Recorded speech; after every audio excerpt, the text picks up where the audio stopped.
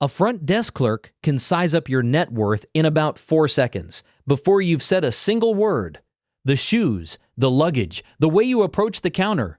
It all gets scanned and sorted, and that sorting decides which version of the hotel you're about to experience. Because here's the truth nobody says out loud. There is no such thing as a hotel. There are 7 or 8 different hotels stacked on top of each other wearing the same building, the same lobby, sometimes even the same room number. You just get access to the floors your bank account can afford. We're going to walk through every one of those floors, from a $45 motel room off the interstate to owning a piece of the resort itself. Same industry, same basic idea. A bed, a door that locks, a shower.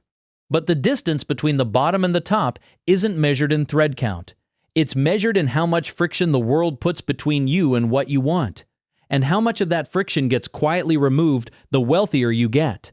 Start at the bottom, because everyone starts at the bottom. You're pulling off the highway at 11 p.m., tired, and the sign glows $44.99 in tired red neon. This is the roadside motel tier. Net worth somewhere under $20,000, maybe deep in debt, definitely watching every dollar.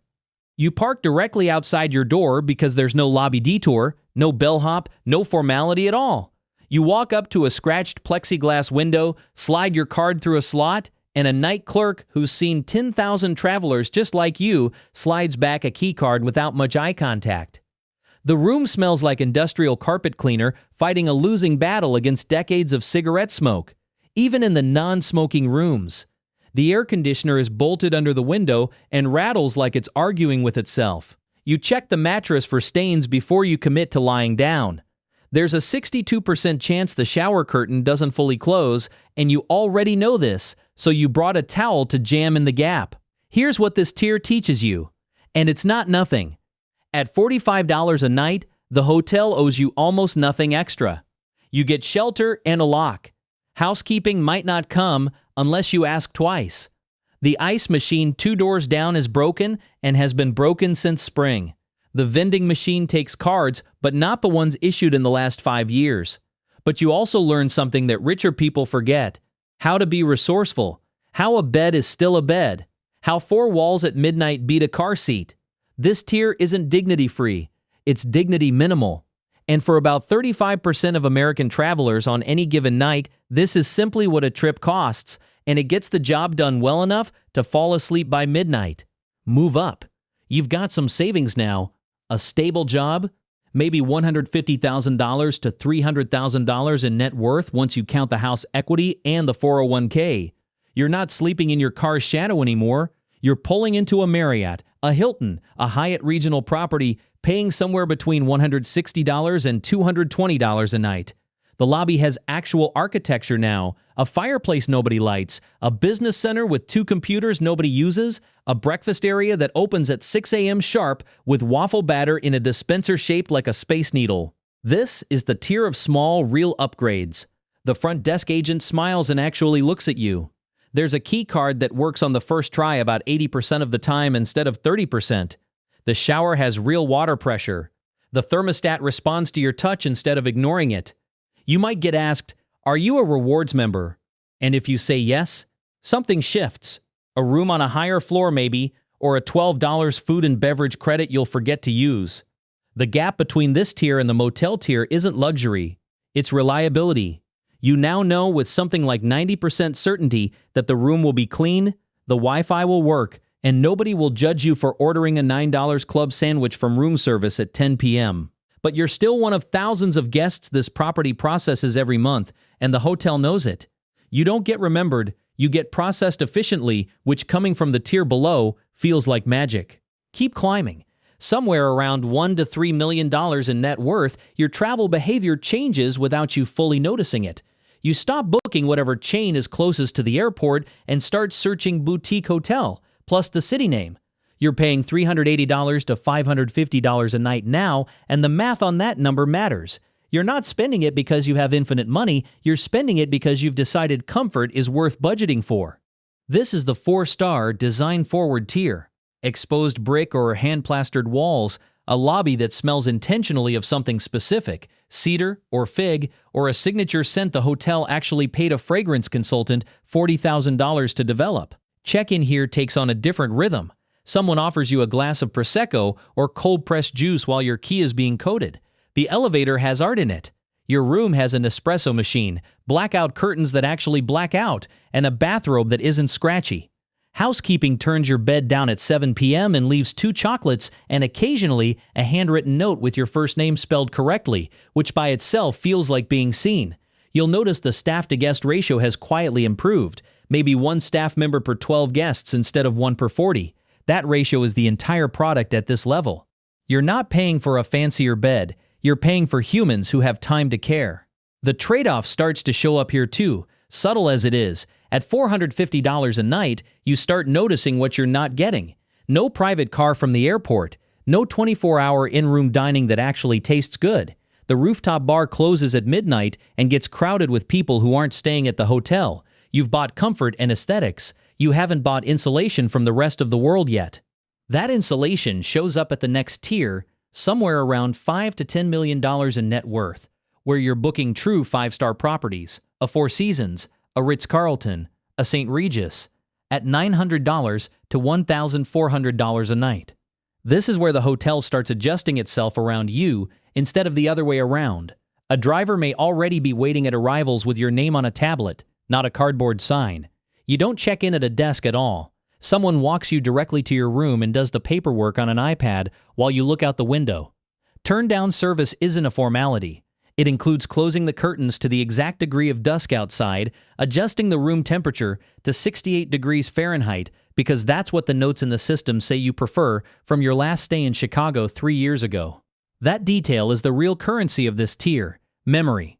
The hotel remembers you. Your allergy to shellfish is flagged in a guest profile shared globally across the brand's 120 properties. Room service arrives in under 14 minutes, hot, on real china. Not because you tipped extra, but because the kitchen treats every order like it's for someone who matters. The spa has an actual wait list that somehow never applies to you.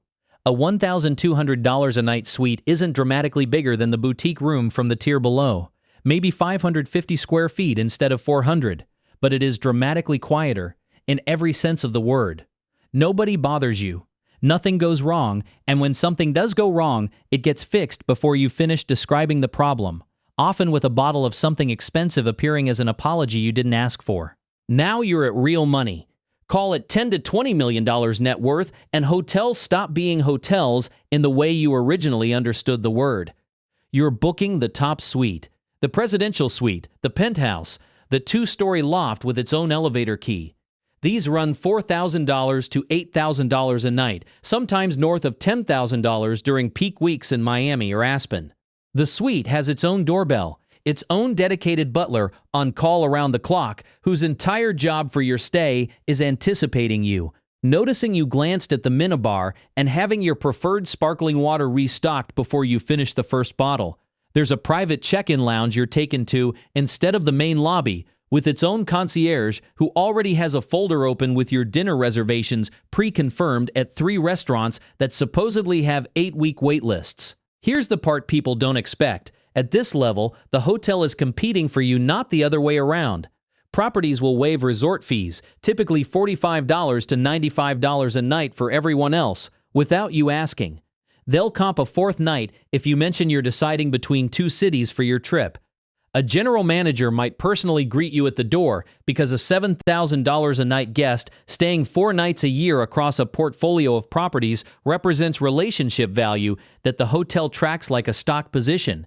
You are, in the accounting sense, a retained asset, and the amenities reflect it. Private pool access, a car and driver included in the rate, a chef willing to cook off menu because you mentioned once you don't love cilantro. But even at $8,000 a night, you're still a guest. You're still operating inside someone else's building, on someone else's schedule, subject to someone else's renovation timeline, or a wedding party 2 floors down that got approved before you booked. Somebody else decides when the pool closes, when the fire alarm gets tested, when the hallway carpet gets replaced. That constraint disappears at the next tier. Around $20 million net worth, the smart move stops being book the best room and becomes rent the whole property. Private villa rentals, a compound in Punta Mita, a stone farmhouse in Tuscany, a beach estate in Turks and Caicos, run $18,000 to $35,000 a week, and what you're actually buying is the removal of every other guest on earth. There's no lobby because there's no one else in the building. The staff, a private chef, a housekeeper, sometimes a full-time villa manager, work exclusively for you for the length of the stay. Meals are built around what you tell the chef you like, not a menu with substitutions. The pool is never occupied when you walk out to it. Nobody's kid is playing Marco Polo 40 feet from where you're trying to read. This tier trades the hotel's infrastructure for total control. You lose the 24-hour room service kitchen and the spa down the hall, but you gain something 5-star hotels, no matter how good, structurally cannot offer. Total privacy and total customization, because there is no brand standard to maintain. There's only what you want. The trade-off is real, though. You're now responsible, at least logistically, for things a hotel used to absorb invisibly. Stocking the kitchen, coordinating the staff schedule, deciding what dinner at 7 even means without a printed menu to fall back on. Money removes friction, but at this altitude, it also hands you a small amount of it back in the form of decisions. And then there's the top, north of $25 million, where the relationship with hotels inverts completely. At this level, some people stop renting experiences and start owning pieces of them. A fractional stake in a 5-star resort group, an equity position in a boutique hospitality fund, sometimes literal part ownership of the property they used to book as guests. The math is almost absurd from where the rest of us stand. A single luxury resort can generate $40,000 to $70,000 in revenue per room, per year, and an owner with a meaningful stake isn't checking room rates anymore. They're checking occupancy percentages and RevPAR, revenue per available room, the metric that actually determines whether their investment is working. At this tier, you don't experience customer service, you experience deference. When you walk into a property you have a stake in, the general manager isn't hoping you'll leave a good review. They're reporting to you, in some structural sense, about their quarter. The suite you stay in isn't comped as a courtesy.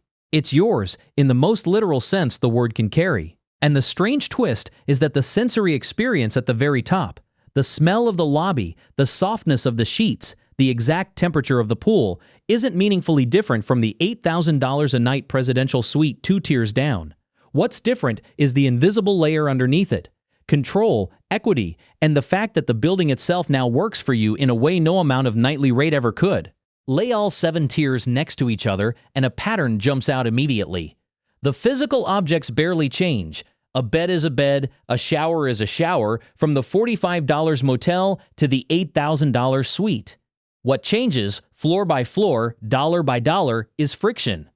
At the bottom, the world makes you wait, makes you ask twice, makes you check the shower curtain yourself. At the top, the world starts anticipating you before you know what you need. Wealth in hospitality isn't really about softer sheets. It's about how many obstacles quietly disappear before you ever notice they were there.